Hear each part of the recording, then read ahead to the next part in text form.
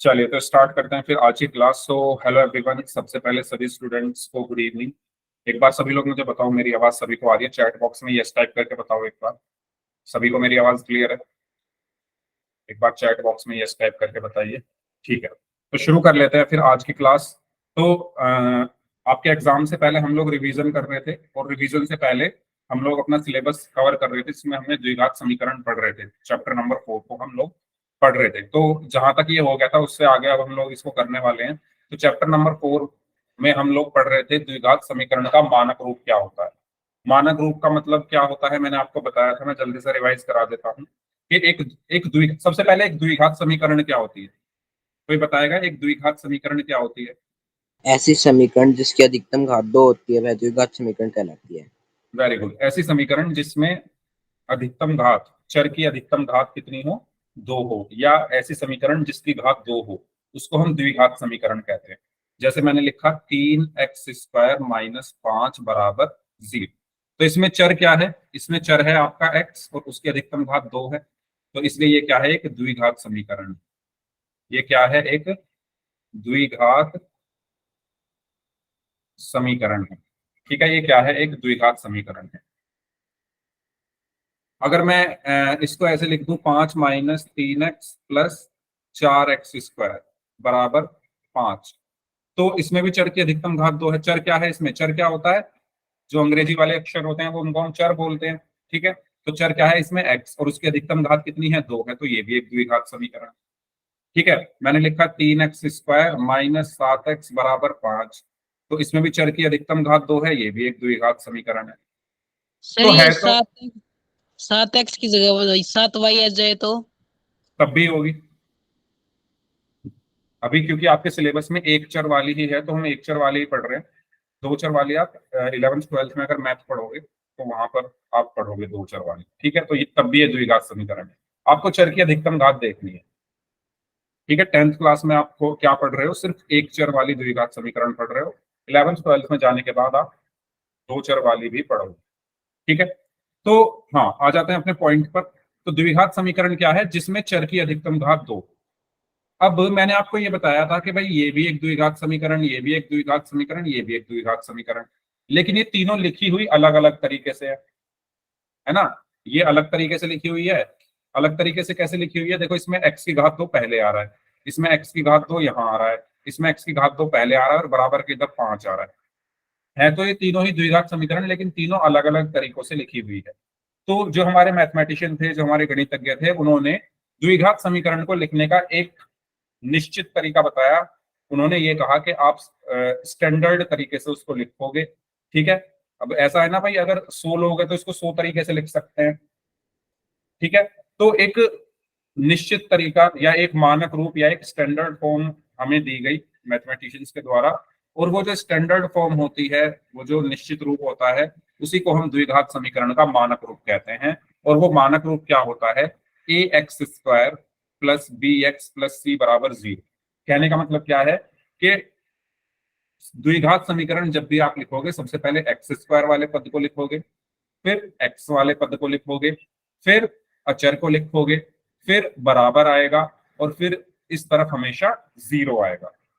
और साथ में यह भी कहा गया कि a जो है वो 0 नहीं हो सकता। ठीक है, ये जो a comma b comma c है, ये हमारी क्या है? वास्तविक संख्याएं। ये हमारी क्या है? वास्तविक संख्याएं। लेकिन a जो है वो 0 नहीं हो सकता। क्यों नहीं हो सकता? मैंने आपको बताया था, क्योंकि अगर a 0 हो गया तो ये पूरा 0 हो जाएगा, और अगर ये पूरा 0 हो गया तो फिर ये द्विघात समीकरण नहीं रहेगी। ठीक है, हम पढ़ क्या रहे हैं? द्विघात समीकरण। तो अगर मैंने a को 0 कर दिया, ठीक है, मैं करके दिखा देता हूं। मान लो हमारा मानक रूप है ये ax² plus bx plus c बराबर 0। अगर मैंने a को 0 कर दिया तो ये पूरा 0 हो गया, तो बचा क्या? सिर्फ bx प्लस c बराबर 0। तो क्या ये द्विघात समीकरण रह गई है? नहीं रही है। क्यों? क्योंकि इसमें चर की अधिकतम घात 2 नहीं है, तो ये द्विघात समीकरण नहीं। ठीक है, तो मानक रूप क्या कहता है? ax² plus bx plus, good evening sir. जहां पर a जो है वो 0 नहीं हो सकता। ये चीज सभी को क्लियर हुई? मानक रूप क्या कहता है बताइए? ये सब मैं पढ़ा चुका हूँ आपको, कि बीच में ब्रेक आ गया था तो इसलिए मैं दोबारा से रिवाइज करा रहा हूँ। एग्जाम्पल के लिए जैसे ये समीकरण यहाँ पर लिखी हुई है, तो ये क्या है, एक द्विघात समीकरण का मानक रूप है। ठीक है भाई, कहने को तो ये भी एक द्विघात समीकरण है, 3x² माइनस 5x प्लस 3, ये द्विघात समीकरण है, लेकिन क्या ये स्टैंडर्ड फॉर्म में है, क्या ये मानक रूप में है? नो क्या सर। ये, क्या ये मानक रूप में है? बताओ भी, सभी लोग बताओ। ये नो सर। द्विघात समीकरण है लेकिन ये मानक रूप में नहीं है। क्यों? क्योंकि मानक रूप में जो द्विघात समीकरण होती है उसमें पहले x² वाला पद आता है, तो पहले x² वाला आएगा, ठीक है, 3x², फिर x वाला पद आता है तो माइनस का 5x, फिर आता है अचर, और अचर इसमें इस तरफ है तो मैं इसको बराबर के दूसरी तरफ लेकर आऊंगा, तो ये माइनस का हो गया और बराबर में 0। अब ये क्या मानक रूप में लिखी हुई है? क्या अब ये मानक रूप में लिखी हुई है? अब ये अच्छा। मानक रूप में लिखी हुई है। ठीक है, तो अगर कोई द्विघात समीकरण मानक रूप में नहीं है तो उसको हमें लिखना है। कैसे लिखना है? पहले x² वाले पद को लिखना है, फिर x वाले पद को लिखना है, फिर अचर को लिखना है, फिर बराबर, फिर 0। ठीक है, चलिए, जैसे कि ये एग्जाम्पल के लिए यहां पर लिखी हुई, तो मैं आपके सामने 2-3 क्वेश्चंस लिख रहा हूं, तो जल्दी से आप मुझे बताओ इनके मानक रूप क्या होंगे।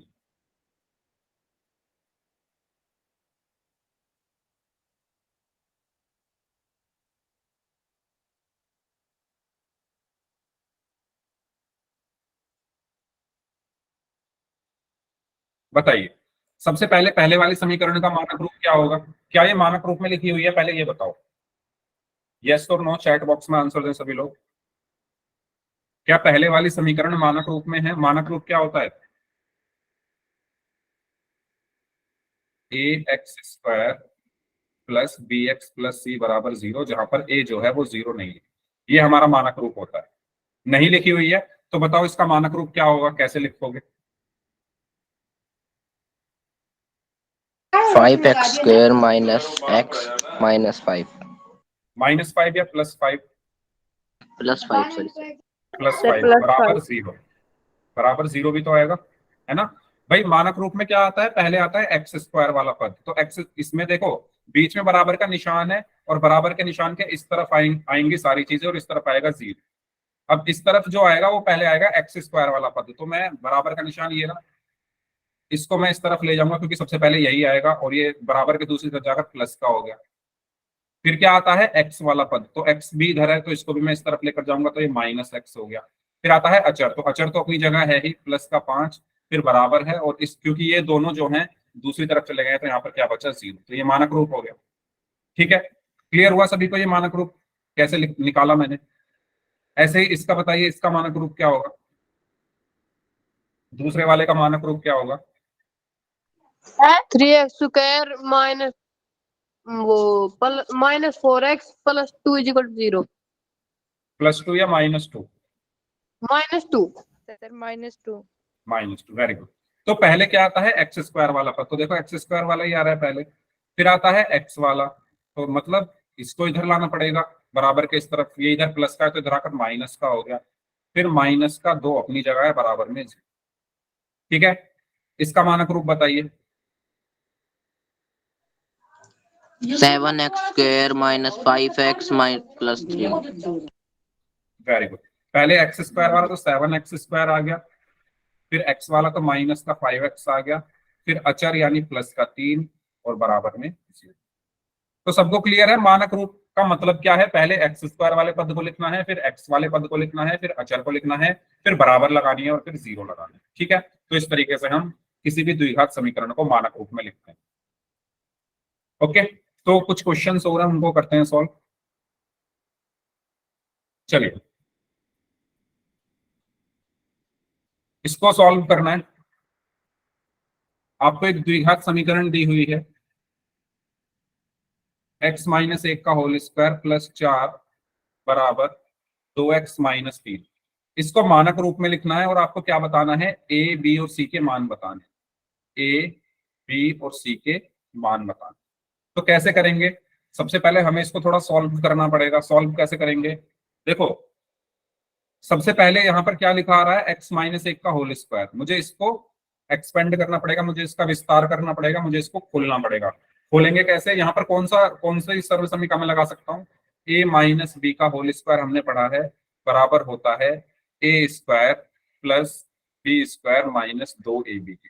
तो यहां पर मैं इस सर्व समीकरण का यूज कर सकता हूं ना, ए की जगह एक्स है और बी की जगह 1 है, तो क्या आया ए स्क्वायर यानी एक्स का स्क्वायर फिर plus B square plus B की जगह क्या है 1 का स्क्वायर फिर माइनस, तो माइनस फिर 2ab, तो 2 ए की जगह एक्स और बी की जगह 1 प्लस का 4 बराबर 2x माइनस 3। बताओ इस स्टेप में किसी को कोई प्रॉब्लम, इस स्टेप में किसी को कोई प्रॉब्लम? ठीक है, तो यहां से क्या बचा एक्स स्क्वायर प्लस 1 का स्क्वायर 1 माइनस 2x प्लस 4 बराबर 2x माइनस 3। ठीक है, अब मानक रूप में लिखना है हमें। मानक रूप क्या होता है? मानक रूप हमारा होता है A X square plus B X plus C बराबर 0। मानक रूप ये कहता है कि भाई बराबर के दाईं ओर 0 रखनी है, यानी कुछ नहीं होना चाहिए। तो यहाँ पर बराबर के दाईं ओर तो ये लिखे हुए हैं, यानी इनको मुझे यहाँ से हटाना पड़ेगा। हटाने का मतलब है इनको इस तरफ लेकर जाना पड़ेगा, तभी तो 0 बनेगा इधर। तो एक्स स्क्वायर प्लस 1 और प्लस 4 कितने हो गए? प्लस का 5 माइनस का 2x, अब ये 2x इधर आकर माइनस का हो गया, 3 इधर आकर प्लस का हो गया बराबर में 0। ठीक है, अब यहां पर क्या बचा? एक्स स्क्वायर प्लस का 5 और प्लस का 3 कितना बचा? प्लस का 8 माइनस का 2x और माइनस का 2x कितना बचा? माइनस का 4x बराबर 0। ठीक है, अब मानक रूप में पहले आता है एक्स स्क्वायर वाला पद, फिर आता है एक्स वाला यानी माइनस का 4x, फिर आएगा अचर यानी प्लस का 8 और फिर बराबर का 0। तो ये मानक रूप आ गया। ठीक है, इसमें किसी को कोई प्रॉब्लम मानक रूप निकालने में? ये क्या आ गया मेरा? मानक रूप। ये मेरा क्या आ गया? मानक रूप। मुझे चाहिए ए बी और सी के मान, तो मानक रूप मेरा आया x square minus 4x plus 8 बराबर 0। इसकी तुलना मैं किससे करूंगा? A X square plus B X plus C बराबर 0 से तुलना करने पर। तो सभी लोग बताओ ए का मान क्या होगा? ये तो बता सकते हो, ए का मान क्या आएगा? सर 1। 1 आएगा। क्यों? क्योंकि ए क्या है? जो एक्स स्क्वायर के साथ लिखा हुआ है, तो एक्स स्क्वायर के साथ क्या है? कुछ नहीं, यानी 1, तो ए की वैल्यू 1। बी का मान कितना है? -4। ठीक है, क्योंकि बी क्या है? जो एक्स के साथ लिखा है, तो एक्स के साथ यहाँ पर क्या लिखा हुआ है? -4, तो बी का मान -4। सी कितना आएगा? प्लस 8। प्लस का 8। ठीक है, तो इस तरीके से हमने ए बी और सी के मानों को निकाला। क्लियर है सभी को? ये सब हम लोग, ये सब चीजें हम लोग कर चुके हैं, बस मैं आपको यहाँ पर रिवीजन के लिए ये करा रहा हूँ। ठीक है, क्योंकि फिर हम पोल में क्वेश्चन करेंगे अभी आगे, तो ये रिवीजन मैंने आपको सारा करा दिया है। एक क्वेश्चन आप लोग करिए, फिर पोल में करते हैं। ठीक है, फिर आगे बढ़ेंगे। तो ये क्वेश्चन है आपके लिए, इसको मानक रूप में लिखना है और एबीसी के मान बताने हैं। करिए सॉल्व, इसको कैसे करेंगे?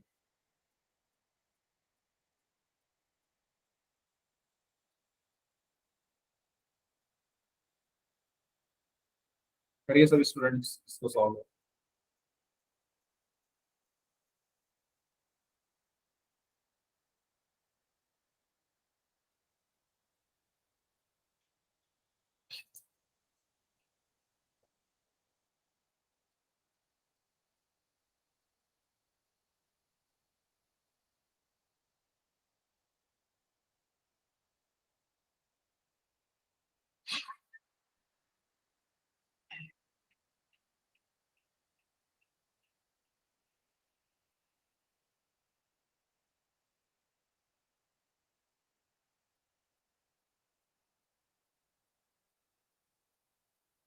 A is equal to 1, B is equal to -9, and C is equal to 18.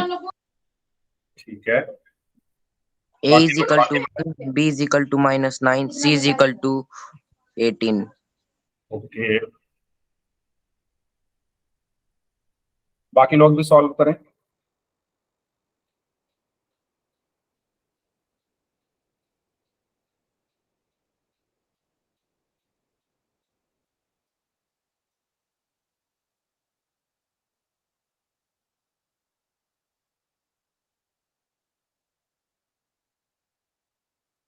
सबसे पहले हम इसमें फॉर्मूला खोलेंगे।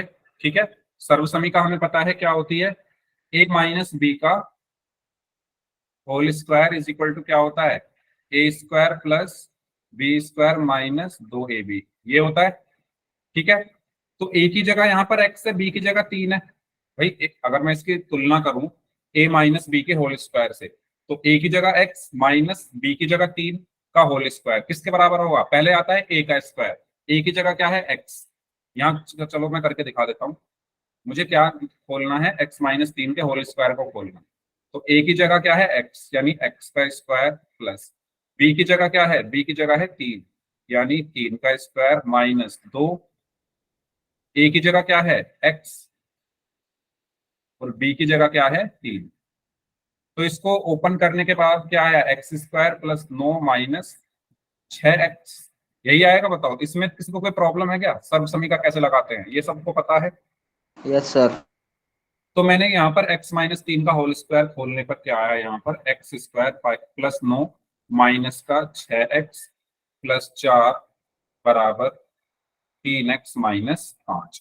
ठीक है, तो भाई क्योंकि मानक रूप क्या होता है, A X square plus B X plus C बराबर 0, मानक रूप में इस तरफ 0 आती है, तो यानी यानी बराबर के दाईं ओर 0 आती है, तो बराबर के दाईं ओर 0 ही आनी चाहिए, यानी मैं इन सबको इस तरफ ले जाता हूँ। तो ये क्या हो जाएगा, एक्स स्क्वायर प्लस का 9 माइनस का 6x प्लस का 4, 3x उधर जाकर माइनस का हो गया, 5 उधर जाकर प्लस का हो गया, बराबर में 0। ठीक है, अब पहले आता है एक्स स्क्वायर, तो एक्स स्क्वायर देखो माइनस का 6x और माइनस का 3x क्या हुआ, माइनस का 9x, 9 और 4 13 और 5 18 प्लस का 18 बराबर 0। ठीक है, ये मानक रूप आ गया, इसकी तुलना करेंगे अब हम, ये क्या आ गया मेरा मानक रूप। इसकी तुलना किससे करेंगे, A X square plus B X plus C बराबर 0 से तुलना करने पर, तो ए का मान क्या आएगा, ए क्या है जो एक्स स्क्वायर के साथ है, तो एक्स स्क्वायर के साथ क्या है ए, बी क्या है जो एक्स के साथ है, तो एक्स के साथ क्या है माइनस में, सी क्या है जो अकेला है, तो अकेला कौन है प्लस का 18। बताओ क्लियर है सभी को, ये कोई डाउट हो इसमें तो बताइए। इस तरीके से हमें करना है। तो अब एक क्वेश्चन दे रहा हूं मैं आपको करने के लिए पोल में, ठीक है, तो इसका आंसर आप लोग करें। क्वेश्चन आपके सामने ये है, पोल में आपको भेज रहा हूं, तब तक आप इसको सॉल्व करिए।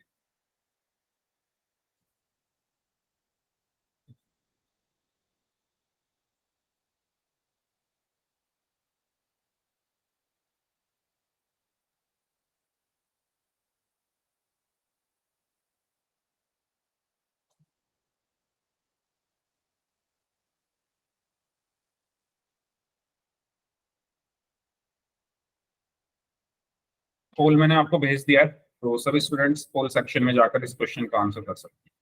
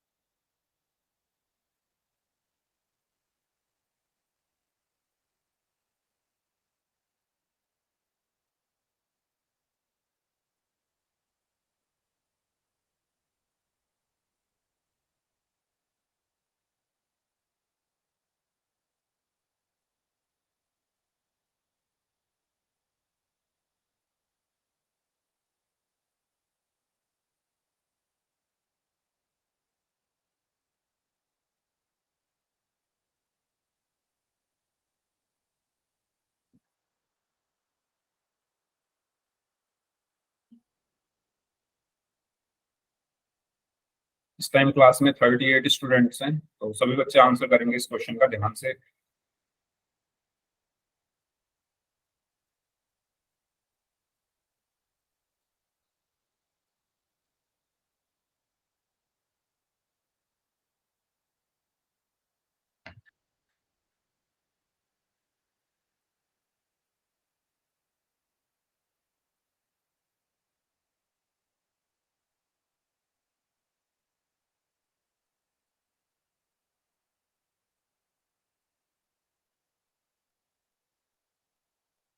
I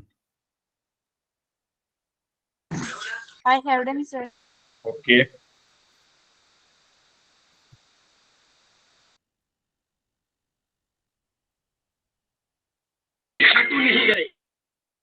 प्लीज अपना माइक बंद रखेंगे सभी लोग।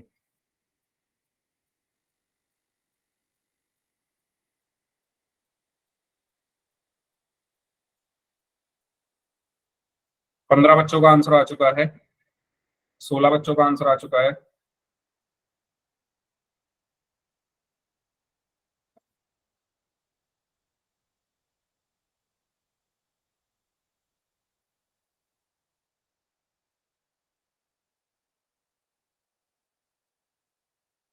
बाईस बच्चों का आंसर आ चुका है। काफी बच्चों ने गलत किया है।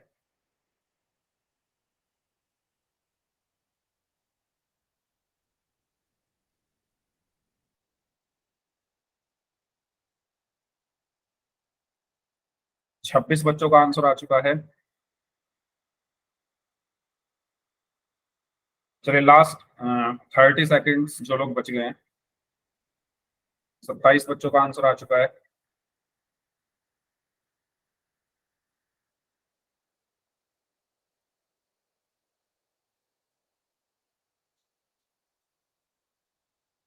अट्ठाईस बच्चों का आंसर आ चुका है।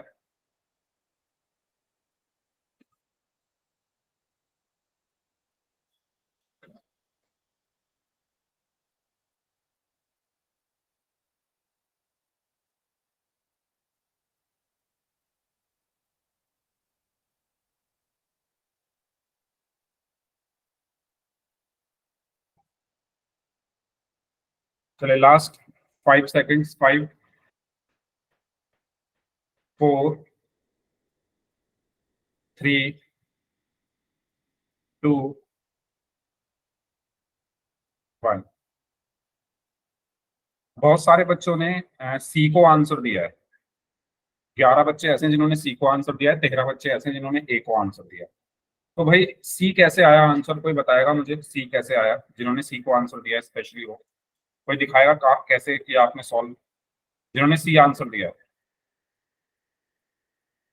सी तो दूर दूर तक नहीं आ सकता, क्योंकि आप खुद सोचो यहाँ पर एक्स स्क्वायर होगा तो ए का मान तो एक ही आएगा, क्योंकि इधर कोई एक्स स्क्वायर वाला नहीं है जिसके साथ आप जोड़ या घटा पाओ। ए का मान तो एक ही होना है, तो सी तो दूर दूर तक नहीं है। बहुत सारे बच्चों ने सी आंसर दिया। चलो इसको थोड़ा देखते हैं। एक्स माइनस 2 का होल स्क्वायर प्लस 1 बराबर 2x माइनस 3। ध्यान से करो भाई, तुक्के नहीं मारने। एक्स माइनस 2 का होल स्क्वायर प्लस का 1 बराबर 2x माइनस 3 प्लस 1 बराबर 2x माइनस 3। ठीक है, इसका क्या, इसमें आपको ए बी और सी के मान बताने हैं मानक रूप में लिखने के बाद। तो सबसे पहले तो इसको मुझे यहाँ पर क्या करना पड़ेगा, इसका विस्तार करना पड़ेगा, यानी सर्वसमी का यूज करनी पड़ेगी। ए माइनस बी का होल स्क्वायर बराबर A square plus B square minus 2ab। तो x माइनस 2 का होल स्क्वायर क्या होगा भाई? a की जगह x है, b की जगह 2 है, तो a की जगह x है तो x का स्क्वायर प्लस b की जगह 2 है यानी 2 का स्क्वायर माइनस 2। a की जगह x है यानी x और b की जगह 2 है यानी, तो ये कितना आया? एक्स स्क्वायर प्लस 2 का स्क्वायर 4 माइनस 2 दूनी 4x। तो यहाँ पर इसको जब मैं इसका विस्तार करूंगा तो आएगा x square plus 4 minus 4x, फिर प्लस का 1 बराबर 2x माइनस 3। ठीक है, पहला स्टेप। अब जो मानक रूप होता है उसमें A X square plus B X plus C बराबर 0, यानी बराबर के, ये जो बराबर का निशान है इसके दाईं ओर 0 होती है, लेकिन यहाँ पर ये जो बराबर का निशान है इसके दाईं ओर 0 नहीं है। तो 0 नहीं है तो मतलब इनको हटाना पड़ेगा, इनको हटाकर इस तरफ ले जाऊंगा तो इनके साइन बदले जाएंगे। तो 2x को इस तरफ ले जाऊंगा और 3 को भी इस तरफ ले जाऊंगा, तो क्या बचेगा मेरे पास? X square plus 4 minus 4x plus 1। 2x इस तरफ आकर माइनस का हो गया, 3 इस तरफ आकर प्लस का हो गया, इक्वल्स टू 0। कोई प्रॉब्लम यहाँ तक? यहाँ तक किसी को कोई प्रॉब्लम? ठीक है, अब पहले क्या आता है? एक्स स्क्वायर वाला पद, तो एक्स स्क्वायर वाला पद, फिर मानक रूप में आता है एक्स वाला। तो एक्स वाले कौन कौन से हैं? माइनस का 4x और माइनस का 2x, तो कितना हुआ? माइनस का 6x हुआ। ठीक है, और फिर आता है अचर। तो अचर क्या है? 4 और एक 5 और 3 8, यानी प्लस का 8 बराबर 0। अब इसकी तुलना कर लेंगे, A X square plus B X plus C बराबर 0 से तुलना करने पर कंपैरिजन हम लोग करेंगे। तो एक ए क्या है जो एक्स स्क्वायर के साथ है, तो एक्स स्क्वायर के साथ यहाँ पर क्या है 1, तो ए का मान आ गया 1। बी क्या है जो एक्स के साथ है, तो एक्स के साथ कौन है माइनस का 6, तो बी का मान आ गया -6। सी क्या है प्लस का 8, तो ए बराबर 1, बी बराबर -6 और सी बराबर 8। ठीक है, ए बराबर 1, बी बराबर -6 और सी बराबर 8, तो कौन सा ऑप्शन सही होगा, ऑप्शन ए सही होगा। ठीक है भाई, सी वाले जो बच्चे हैं उन्होंने पता नहीं कौन सी कैलकुलेशन की, जो ए का मान उनका 2 आ गया, और 11 बच्चे ऐसे जिन्होंने सी को आंसर दिया है, 11, बहुत ज्यादा बच्चे हैं ऐसे।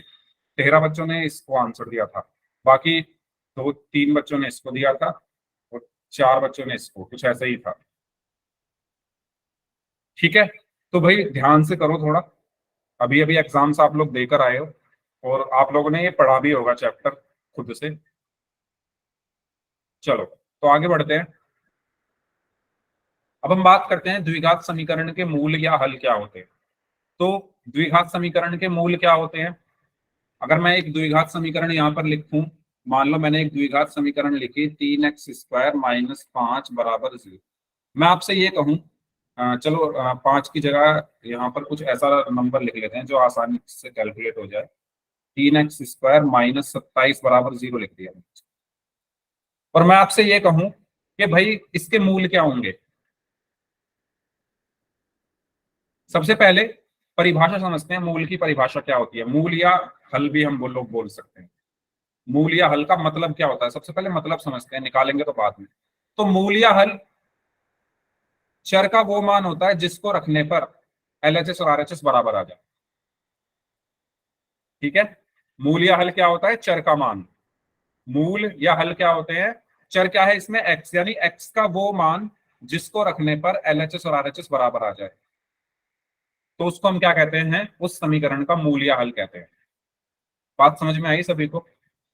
जैसे शून्यक पढ़े थे आप लोगों ने, शून्यक भी तो यही होते थे जिसको रखने पर LHS RHS बराबर आ जाए। सेम मूल और हल क्या होते हैं, मूल या हल एक ही बात होती है, x का वो मान जिसको रखने पर LHS RHS बराबर आ जाए। जैसे मैंने x की जगह 3 रखा,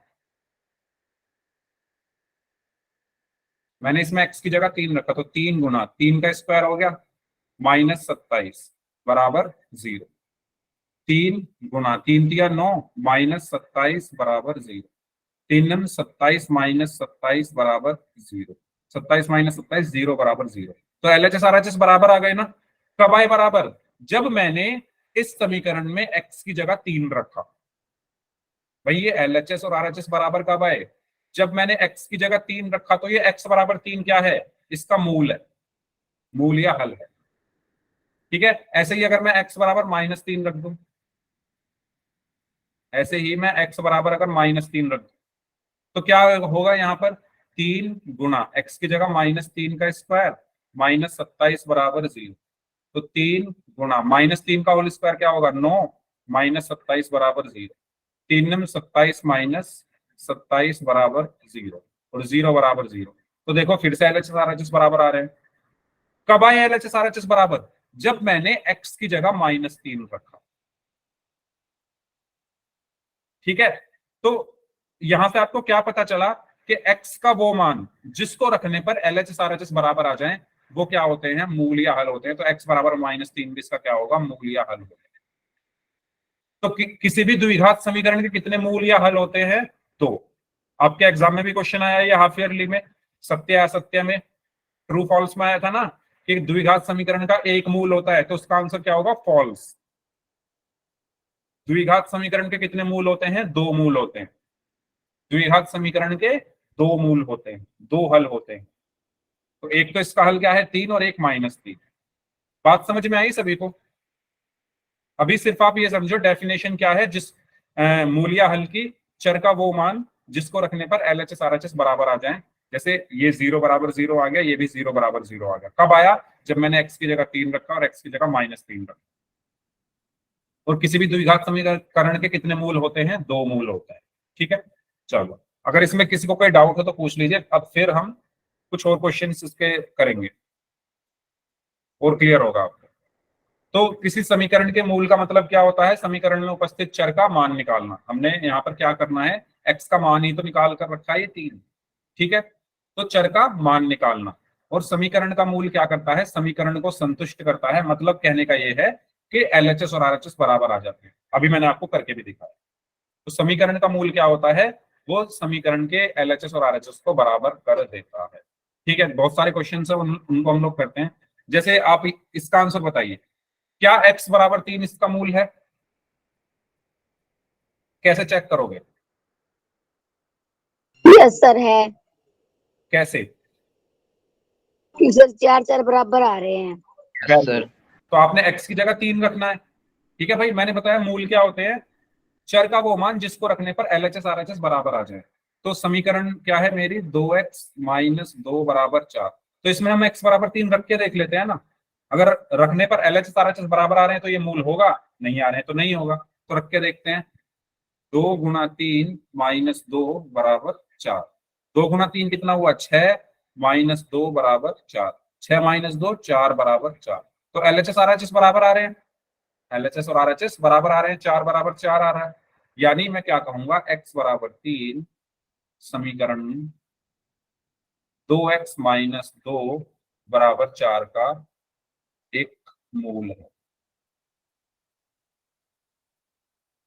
ठीक है, और ये क्या ये समीकरण द्विघात समीकरण है? बताओ, क्या ये द्विघात समीकरण है? ये द्विघात नो समीकरण सर। नहीं है, ये एक रैखिक समीकरण है, क्योंकि इसमें चर की अधिकतम घात 1 है। जिस समीकरण में चर की अधिकतम घात 1 होती है वो रैखिक होती है। और रैखिक समीकरण के हमेशा कितने मूल होते हैं? 1 मूल होता है। ठीक है, रैखिक का 1 होता है, द्विघात के 2 होते हैं, त्रिघात के 3 होते हैं। नाम से भी पता चल रहा है, रैखिक 1 मूल होता है, द्विघात के 2 होते हैं, त्रिघात के 3 होते हैं। ठीक है, तो इसका सिर्फ 1 मूल है जो कि है x बराबर। ठीक है, आगे बढ़ते हैं। चलिए इसका आंसर दीजिए। ये क्या x बराबर 4 2x - 3 बराबर 5 का एक मूल है? Yes sir. सभी स्टूडेंट्स करें भाई। सर RHS और LHS बराबर है 5-5। Okay, very good. बाकी लोग भी करें सॉल्व। सभी को करना है, ये इजी इजी क्वेश्चन है। बराबर आएगा सर 5-5। बराबर आएगा। सर 5-5 आएंगे। ठीक है, सर तो बराबर है। हम क्या करेंगे, हम रख के देख लेते हैं इसमें। 2x - 3 बराबर 5 मेरी समीकरण है। तो x बराबर 4 रखने पर, x बराबर 4 रखने पर, तो x की जगह 4 रखा, -3 बराबर 5। 2 × 4 8 - 3 बराबर 5। 8 - 3 5 बराबर 5। तो LHS और RHS बराबर आ रहे हैं इसमें। x बराबर 4 रखने पर इस समीकरण के LHS और RHS बराबर आ रहे हैं, इसीलिए x बराबर 4 क्या होगा? समीकरण 2x - 3 बराबर 5 का एक मूल होगा। ठीक है, तो इन क्वेश्चंस की हेल्प से मैं आपको क्या समझाना चाह रहा हूं, मूल होते क्या है? मूल वो होते हैं, चर का वो मान होता है जिनको रखने पर LHS RHS बराबर आता है। ठीक है, चलिए अब इसका आंसर बताइए, क्या x बराबर 1 इस समीकरण का मूल है?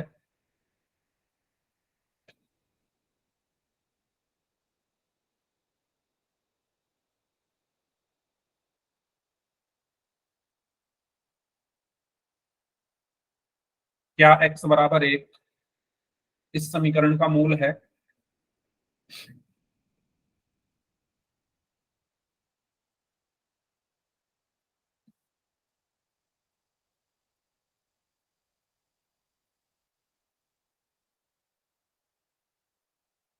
Sir yes. यस, क्या LHS और RHS बराबर है?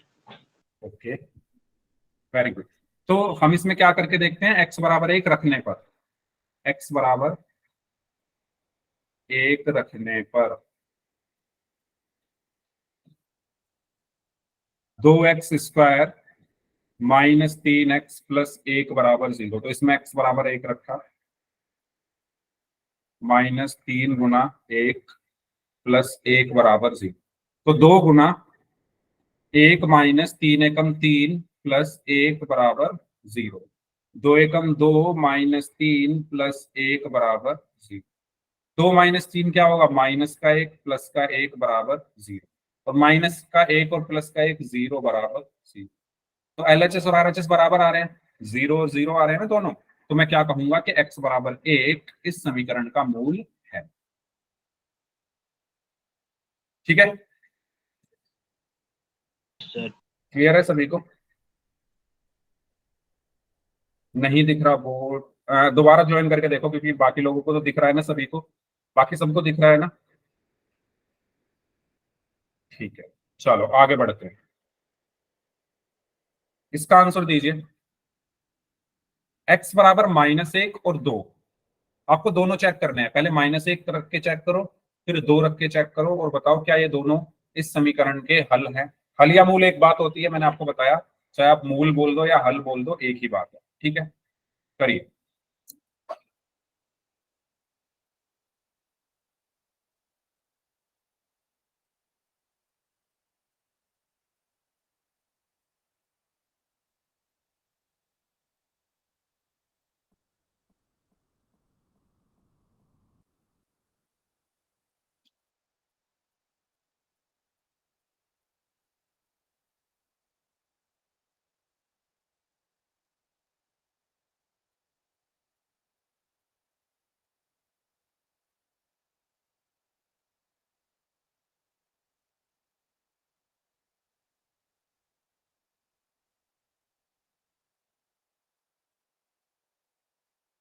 नहीं है? ठीक से करो भाई, पहले x बराबर -1 रखो, नोटबुक में सॉल्व करो ध्यान से। पहले -1 रख के देखो, फिर x की जगह 2 रख के देखो। सभी लोग नो बोल रहे हो, इसका आंसर यस आएगा।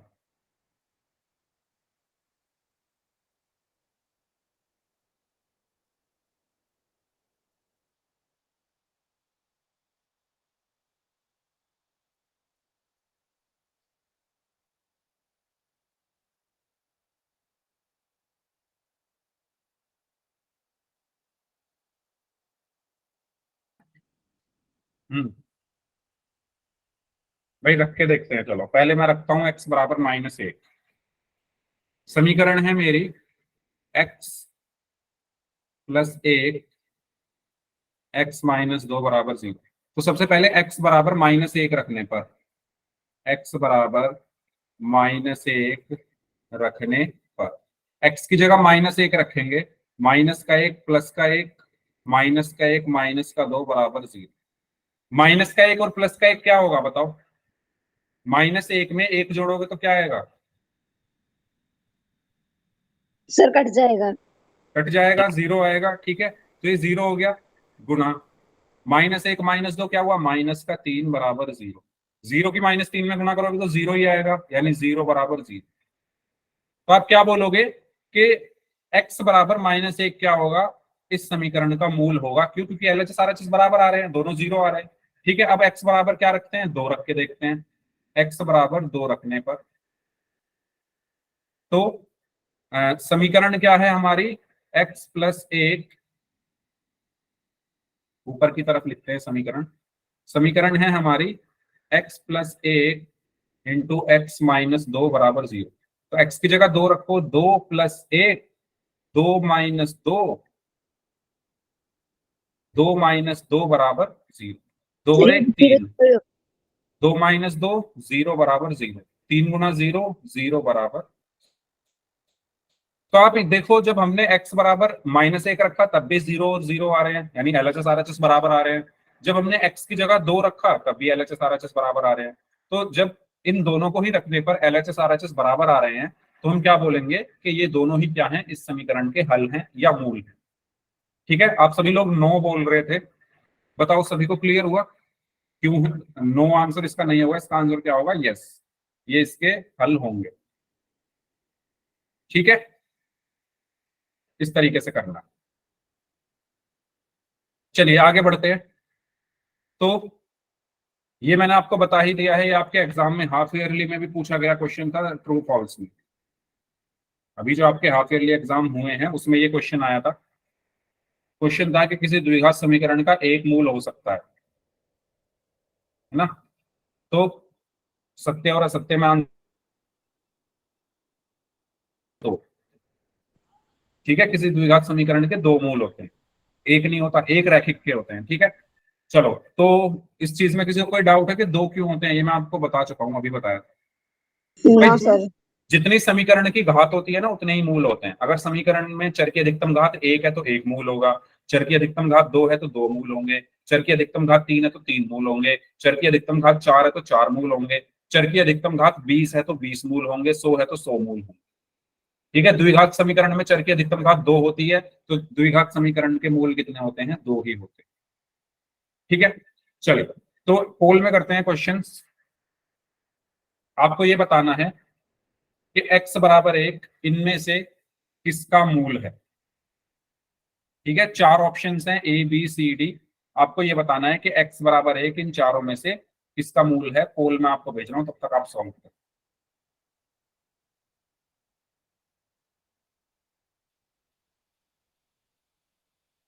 चार ऑप्शंस हैं A C।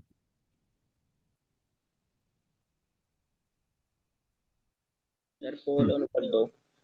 कर दिए।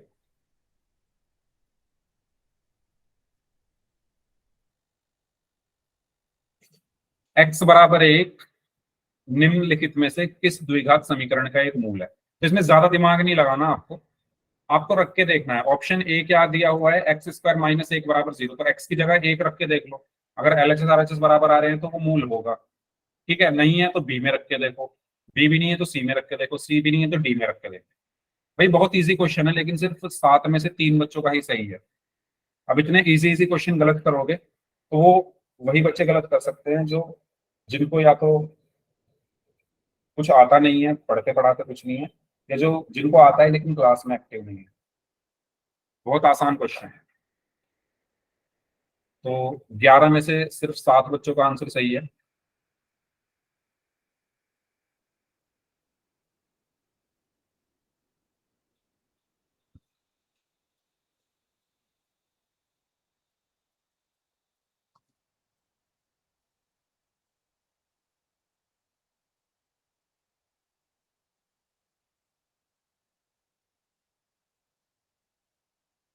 उन्नीस में से सिर्फ 14 बच्चों का आंसर सही है।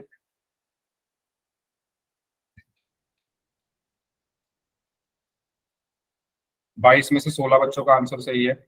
24 में से 18 बच्चों का आंसर सही है।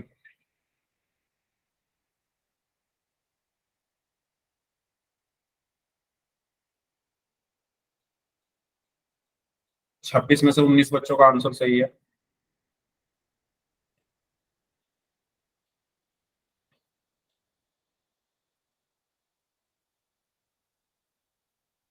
सत्ताईस में से 20 बच्चों का आंसर सही है।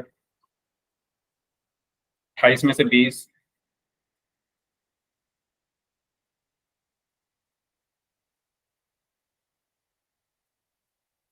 उनतीस में से 21। 30 में से 22।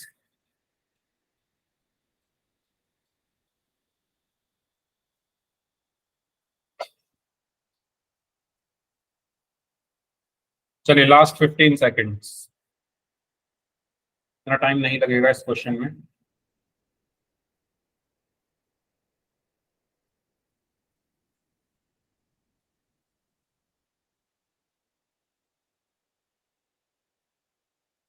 Last 5 seconds. 5 4 3 2 1। और आपका पोल का जो रिजल्ट है कल आपको आपके व्हाट्सएप ग्रुप में भेज दिया जाएगा। तो पोल में सभी को आंसर करना है। ठीक है, तो आपको ये बताना है कि x बराबर एक इन चारों में से A B और C और D में से किसका मूल है। तो x पहले ऑप्शन ए को ही ले लेते हैं। एक्स स्क्वायर माइनस एक बराबर जीरो। तो मैं क्या कर रहा हूँ, x की जगह मैंने एक रखा, तो x की जगह अगर मैं एक रखूंगा तो एक का स्क्वायर माइनस एक बराबर जीरो। 1 का स्क्वायर 1 माइनस 1 बराबर 0, 1 माइनस 1 0 बराबर 0। तो आप यहाँ पर अगर ध्यान से देखें तो x बराबर 1 रखने पर इस समीकरण का LHS और RHS बराबर आ रहे हैं। ठीक है, x बराबर 1 रखने पर LHS और RHS ऑप्शन ए के इक्वल आ रहे हैं, बराबर आ रहे हैं, यानी समीकरण को संतुष्ट कर रहे हैं। तो इसका सही आंसर क्या होगा? Option A. ठीक है, क्योंकि मूल क्या होते हैं? समीकरण को संतुष्ट करते हैं, तो ए को ये संतुष्ट कर रहे हैं, तो इसका सही आंसर क्या है? ऑप्शन। चलिए आगे बढ़ते हैं। सेम, क्या x बराबर 2 इन समीकरणों में से किसका मूल है? ये आपको पता।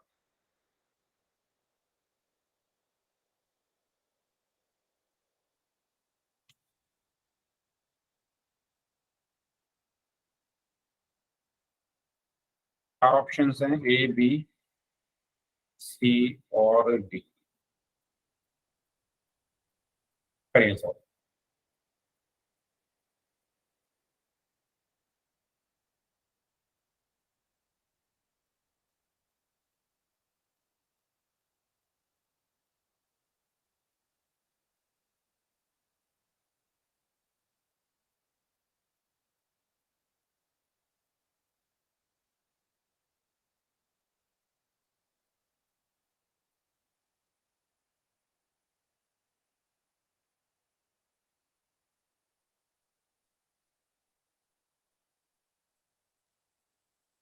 ओके, 11 में से 10 बच्चों का आंसर सही है, 12 में से 11 बच्चों का आंसर सही है, 15 में से 14 बच्चों का आंसर सही है, वेरी गुड। 17 में से 16 बच्चों का आंसर सही है, 22 में से 20 बच्चों का आंसर सही है,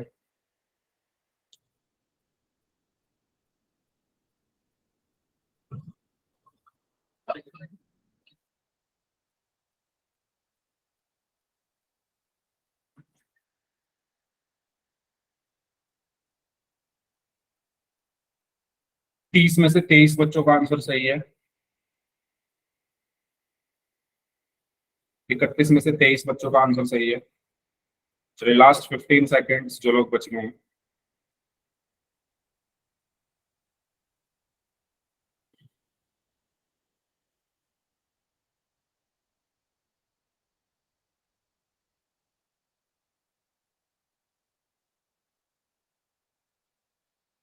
चलिए लास्ट 5 सेकेंड्स, 5 4 3 2 1। तो 32 में से 24 बच्चों का आंसर सही था। तो आपको ये बताना है कि x बराबर 2 इनमें से किस समीकरण का एक मूल है। तो अगर मैं इसमें x की जगह 2 रखूंगा तो 2 का स्क्वायर कितना हो जाएगा? 4 माइनस 5, और 4 माइनस 5 कितना होता है? -1 बराबर 0। तो ये LHS और RHS बराबर नहीं आ रहे, है ना। पहले वाले ऑप्शन में x की जगह 2 रखने पर LHS RHS बराबर नहीं आए। ठीक है, दूसरे में देखो x स्क्वायर -4 बराबर 0। तो x की जगह 2 रखा, 2 का स्क्वायर -4 बराबर 0, 2 का स्क्वायर 4 -4 बराबर 0, 4 -4 0 बराबर 0। तो x बराबर 2 अगर मैं ऑप्शन बी में रखूं तो मेरे LHS RHS बराबर आ रहे हैं, इसीलिए x स्क्वायर -4 बराबर 0 का मूल क्या होगा? यानी x बराबर 2 किसका मूल होगा? x स्क्वायर -4 बराबर 0 का एक मूल। ठीक है, तो ये बात रही मूल की। मूल क्या होते हैं? चर का वह मान जिसको रखने पर समीकरण के LHS और RHS बराबर आ जाए, वह उस समीकरण का मूल या हल कहलाता है। अब बात पहले बताओ, ये सबको क्लियर है यहाँ तक? मूल के बारे में क्या होते हैं, कैसे निकालते हैं, यस सर। कैसे निकालते हैं, वो तो अभी हम सीखेंगे। ठीक है, तो ये तो बात हो गई मूल होते क्या है। अब हम बात करते हैं, अच्छा ये चीज आपको और बतानी है कि किसी भी द्विघात समीकरण के हल और मूल या हल और शून्य के एक ही बात है। ठीक है, अगर आपसे एग्जाम में हल पूछ लिया जाए या शून्य पूछ लिया जाए तो वो दोनों एक ही बात है। जैसे आपके हाफ ईयरली में एक क्वेश्चन में शून्य पूछा गया था, तो शून्य को आपने कैसे निकाला था? मध्य पद विभाजन विधि से निकाला होगा। हल को भी हम मध्य पद विभाजन विधि से निकालेंगे। तो दोनों एक ही बातें हैं, हल और शून्य बराबर होते हैं, एक द्विघात समीकरण और एक बहुपद के। ओके, चलिए, तो जैसे कि यहाँ पर कहा गया है कि अगर इसका हल 3,2 है तो शून्य भी क्या होंगे? 3,2 ही होंगे। हल और शून्यक दोनों एक जैसे होते हैं। ठीक है, क्लियर है सभी को? ये लाइन ये दोबारा एक्सप्लेन करूं?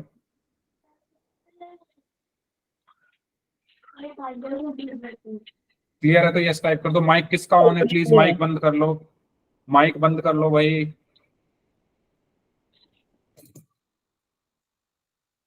माइक किसका ऑन है? ओके, चल आगे बढ़ते हैं।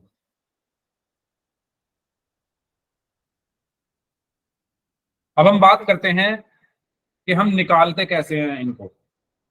ठीक है, हम मूल को या हल को निकालते कैसे हैं? तो दो तरीके होते हैं निकालने के, एक है मध्यपद विभाजन और एक है द्विघात सूत्र। एक क्या है? मध्यपद विभाजन और एक है द्विघात सूत्र।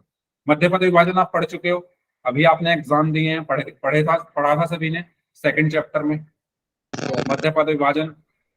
ठीक है, तो मूलों को हम या हलों को हम दो तरीकों से निकाल सकते हैं, पहला है मध्यपद विभाजन और दूसरा है द्विघात सूत्र।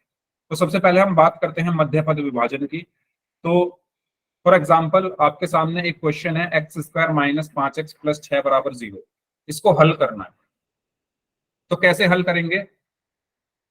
X square minus 5x plus 6 बराबर 0 को हल करना है। तो हल करने के लिए हम क्या करेंगे? मध्यपद विभाजन विधि का यहाँ पर यूज करेंगे। मध्यपद विभाजन विधि क्या कहती है? मध्यपद विभाजन विधि ये कहती है कि सबसे पहले आप क्या करोगे, जो आपका अचर है उसकी गुणा कहाँ करोगे?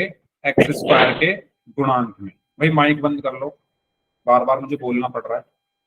एक्स स्क्वायर के गुणांक में, एक्स स्क्वायर का गुणांक क्या है? 1, यानी 6 की गुणा पहले हम करेंगे 1 में। 6 एकम कितना आया? 6।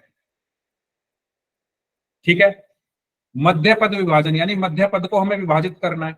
मध्य पद कौन सा है? ये है ना मध्य पद। भाई इसमें 3 पद हैं, एक्स स्क्वायर माइनस का 5x और 6। एक्स स्क्वायर और माइनस का 5x और 6। कौन बार बार माइक ऑन कर रहा है? ठीक है, मैं सबके माइक बंद कर देता हूँ, फिर मत बोलना मुझसे कि सर माइक ऑन करो। लास्ट वार्निंग, अगर अभी किसी का माइक ऑन हुआ बिना किसी रीजन के तो मैं सबके माइक बंद कर दूँ। ठीक है, इतना टाइम नहीं है हमारे पास कि मैं इसमें इन सब में टाइम वेस्ट करूँ। माइक बंद कर लो, है ना, थोड़ा समझो, और आपके पास भी इतना टाइम नहीं है। तो 3 पद हैं, मध्य कौन सा होगा? 5x, यानी इसको विभाजित करना है। मध्य पद विभाजन का मतलब क्या होता है कि मध्य वाले पद को विभाजित कर दो। अब इसको हम विभाजित कैसे करेंगे? यानी इसको हम तोड़ेंगे। इसको हम तोड़ेंगे कैसे? हम ऐसी दो संख्याएं ढूंढेंगे जिनका गुणनफल तो 6 हो। ठीक है, गुणनफल क्या हो? 6, और योग या घटाव क्या हो? मध्य पद क्या है इसका? 5। ये बात क्लियर हुई आपको? मैंने क्या किया? सबसे पहले 6 की गुणा 1 में की, एक्स स्क्वायर के गुणांक में हम गुणा करते हैं तो 6 एकम 6 आया, और मध्य पद क्या है? 5। तो मुझे ऐसी दो संख्याएं ढूंढनी है जिनका गुणनफल तो 6 हो और योग या घटाव 5 हो। तो कैसे ढूंढोगे? 2 और 3। Very good. दो दो तिया 6 होते हैं ना भाई, 2 और 3 का गुणनफल 6 होता है, 2 तिया 6, और 2 और 3 को जोड़ने पर 5 आता है। यस और नो? यस और नो? ठीक है, तो मैं यहाँ क्या लिखूंगा? एक्स स्क्वायर माइनस 5 को मैं क्या लिखूंगा? 2 प्लस 3 और एक्स प्लस 6 बराबर 0। ठीक है, तो यहाँ पर क्या बचा? एक्स स्क्वायर, माइनस के अंदर गुणा होगी तो साइन चेंज, एक्स के अंदर गुणा होगी तो माइनस का 2x, माइनस प्लस माइनस का 3, और एक्स की गुणा हुई एक्स प्लस 6 बराबर 0। ठीक है, ये सब आप कर चुके हो? कर चुके हो या नहीं कर चुके बताओ? सेकंड चैप्टर में। फिर हम क्या करते हैं? कॉमन लेते हैं। इन दोनों में क्या कॉमन आएगा? x कॉमन आएगा। अंदर क्या बचा? x minus 2। इन दोनों में क्या कॉमन आएगा? माइनस का 3 कॉमन आएगा। अंदर क्या बचा? x माइनस 2 बराबर 0। और इस पूरे में क्या कॉमन आएगा? x माइनस 2, x माइनस 3 बराबर 0। ठीक है, अब एक एक करके इनको 0 के बराबर रखेंगे। जब x माइनस 2 0 के बराबर है तो x का मान क्या आएगा? 0 प्लस 2, यानी x बराबर 2। और जब x माइनस 3 0 के बराबर है तो 3 इधर आकर प्लस का हो गया, तो x का मान क्या आया? 0 प्लस 3, यानी x बराबर आ गया। तो x का मान क्या आया? 2, और ये क्या होंगे, इसके हल होंगे, मूल होंगे। ठीक है, और मैंने आपको बताया था द्विघात समीकरण के कितने हल होते हैं, कितने मूल होते हैं, दो। तो देखो दो ही आ रहे हैं, 2 और 3, 2 मूल आ रहे हैं। बताओ इसमें कोई डाउट है किसी को? मध्य पद विभाजन विधि पढ़ के गए थे एग्जाम में, एक क्वेश्चन भी देखा था मैंने, आया था आपके हाफ ईयर में, 2 क्वेश्चन आए थे। MCQ। एक एमसीक्यू आया था और एक वो भी तो आया था कि ऐसी 2 संख्याएं ज्ञात कीजिए जिनका योग ये है और गुणनफल ये है। यस वो भी मध्य पद से ही होता या द्विघात से। ठीक है, चलो तो आगे बढ़ते हैं, इसको सॉल्व करें सभी स्टूडेंट्स। इसका आंसर क्या आएगा?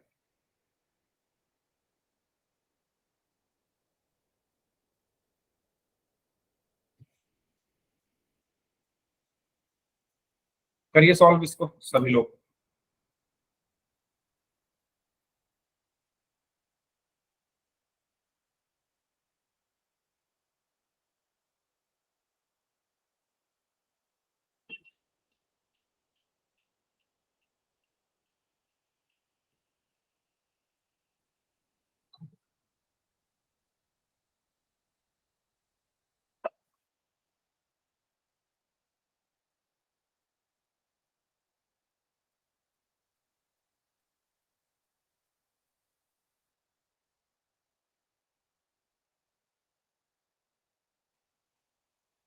मध्य पद विभाजन, नाम से आप चीजें, कॉन्सेप्ट को थोड़ा आपको समझना है।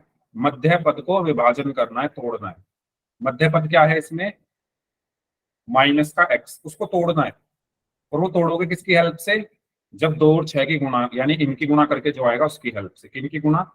आखिरी वाले पद की गुणा करते हैं हम x² के गुणांक, यानी 2 गुणा 6 बराबर 12।